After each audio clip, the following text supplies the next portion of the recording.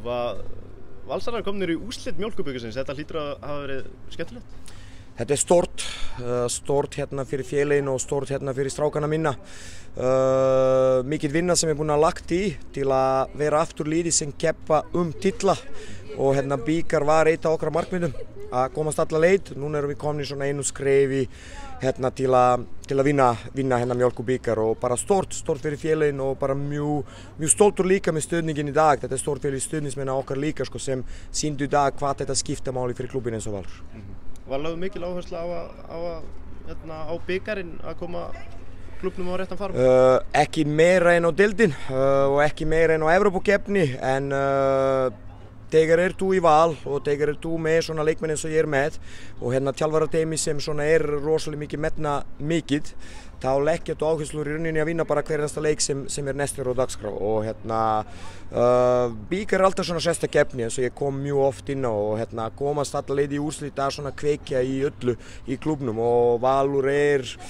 síðasta skipti búin að vera í bikarúrslit 2016, hann svona tæpa 10 ár síðan var þetta gerðist og hérna ég vona innilega að þetta svona allar að kveikja í allt hérna hjá okkur valsarunum og þessi leikur í dag og akkurat hvernig hún spilast, það sýnir líka sko hvað erum við búin að gera hérna þjálfar og leikmenn, stjórn og allir eins og eitt hérna leggja mikla vinnu til að ná árangur og þetta núna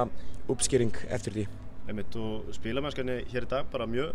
góð, mjög gott tempo á leiknum? Já, svona byrjum á leiknum hérna þá var algjörlega hérna stjórnun megin og hérna það satt svona kannski örlítið meira en ég bjóst við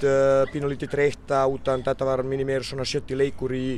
svona einhverju hérna 20 dögum sko og hérna það tók okkur smá tíman að koma okkur inn í leikina og þið komast yfir en og aftur eins og segi sko það sýndist hvað býr í líðinu og sýndu karakter, missum aldrei haus, haldum svona planinu okkar áfram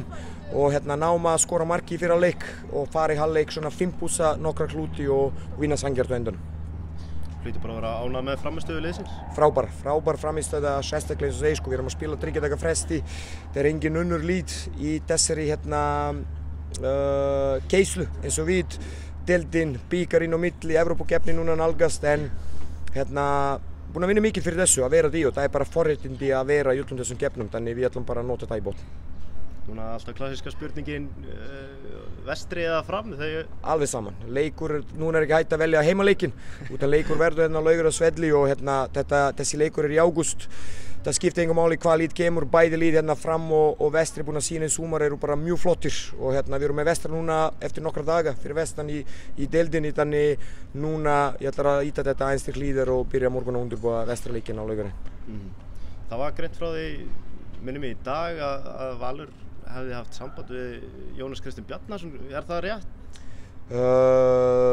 Ekki komment neina leikmenn sem eru ekki hérna undir Val og eins og ég sagði áðan, við erum að spila þetta marga leiki en eina sem ég að hugsa núna undirbúa liði fyrir næsta leik og þessi undirbúning byrja morgun. Takk fyrir.